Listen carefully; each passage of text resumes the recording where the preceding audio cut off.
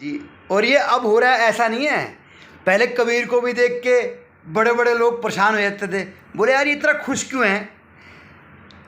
नानक को देख के, संतों को देख के, गृहस्थ संतों को देख के आज भी मैं ऐसे कई लोगों को जानता हूँ जो अपने में रहते हैं, आपे में रहते हैं, थोड़े में भी खुश हैं।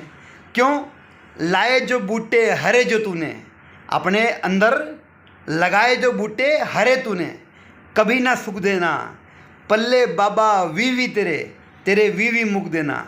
वो कह रहा है भाई, अगर आपने अपने जीवन के प्रति हरे बूटे लगाए होते, जागरूक होते आप, आपका भाव पवित्र होता हैं, आपकी चेतना शुद्ध होती, अच्छा आप जो है पवित्र मन होते, तो थोड़े में भी काम चल जाता। लेकिन जब बोए बूटे गंदे गंदे कांटे वाले, तो फल कहाँ से होए हैं? बोए टिंडे तो खीरे कहाँ से होए। तो ये तो विचार करना पड़ेगा। ये तो संतों को, तो गृहस्थ संत हुए चाहे संसारिक से थोड़ा बाहर हटके हुए, उनको देख के तो भाई थोड़ी सी जलन तो होती है, और होगी, होनी भी चाहिए कि ऐसा कोई तरीका है जो थोड़े में रहते हैं, आपे में रहते हैं, और हरी के लाल हैं और फिर भी पूरे हैं, अल्टीमेट है। तो ये तो बेटा पास रहोगे तब पता लगेगा कि जहाँ हैं जो भी है वो हमारे प्रभु का ही है। हम तो समर्पण भाव में हैं, हमारे प्रभु ने जो हमें दिया है ना, वो हमसे कोई नहीं ले सकता। कोई माइका लाल है ही नहीं, लेके दिखा दे। क्योंकि यही तो फर्क है बात का।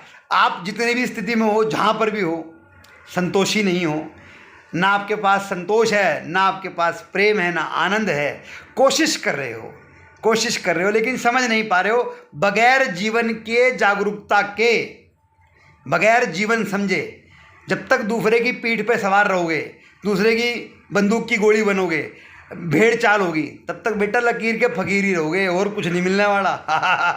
तो अभी भी कुछ नहीं बिगड़ा। दूसरे के थपेड़ों से बचो और संयम से जीवन जियो, अपने अंदर झांक के देखो। यस, दोबारा कह रहा हूँ, या तो काम पकड़ेंगे नहीं, पढ़ के सोएंगे, और अगर काम पकड़ लिया तो डंके की चोट पे करेंगे, डंके की चोट पे। हाँ, सच्चाई है मेरे बाबू। और कमाल की बता दूं बात, संसार में भी, लोक जगत में भी, और आध्यात्मिक जगत में भी भाई परिश्रम से नहीं पिछड़ते, लेकिन पहले काम की प्योरिटी के बारे में चेक कर लेते हैं कि काम कितना प्योर है, जिसमें हमारा मन गंदा ना हो, हमारा चरित्र गंदा ना हो, बस उसी काम को करते हैं। चरित्र गंदा ना हो, अरे पढ़ के सोएंगे अपना आराम से, कोई दिक्कत नहीं, क्योंकि थोड़े में भी काम चलता है हमारा। लाए जो बूटे हरे जो तूने, कभी ना सुख देना, पल्ले बाबा वी तेरे, तेरे वी मुख देना। अगर तुम अपने आप में मुक्त हो तो आपके पास थोड़े पैसे भी हैं ना, आपको इस संसार में कोई खतरा नहीं है। लेकिन जब आप दूसरे के इशारे पे चल रहे हो, दूसरे के दृष्टिकोण पे चल रहे हो, चाहे वो दुनिया के दृष्टिकोण पे है, चाहे कहीं से भी चल रहे हो, अपना विवेक नहीं है, तो बेटा पिटोगे तो है ही, पिटना तो पड़ेगा, रोना भी पड़ेगा, पिटना भी पड़ेगा, तनाव भी आएगा, बीमार भी हो गए, दवाई भी खानी पड़ेगी। हम तो नहीं खाते दवाई, हम तो मज़े लेते हैं, और मज़े लेते ही रहेंगे, मज़े लेते ही रहेंगे। थोड़ी सी पीड़ा होगी, होनी भी चाहिए, होनी भी चाहिए, क्योंकि अब समय आ गया, अब कलयुग है, अब समय आ गया, अब प्रूव करने का समय आ गया। अब बोलने का समय नहीं है, प्रूव करना पड़ेगा ज़मीन पे प्रूव करना पड़ेगा। और डंके की चोट पे हैं, डंके की चोट पे भाई मेरे, जिस भी काम को पकड़ेंगे, जिस भी काम को, हमारे साथ कुछ लोग रहते हैं, पहले भी भ्रम दूर किया है, आगे भी करते रहेंगे, आगे भी करते रहेंगे। आपको भी, आपके अंदर भी परमात्मा है, तो जितना लगाओ दूसरे को हराने की जितना लगाओ, और किसी परिपाटी में ना पड़ो, अपने विवेक का प्रयोग करो, अपने आपे में रहो। जो रहा आपे में, उसका कुछ नहीं बिगड़ा, वो तो पूर्ण है, वो तो ईश्वर का लाल है।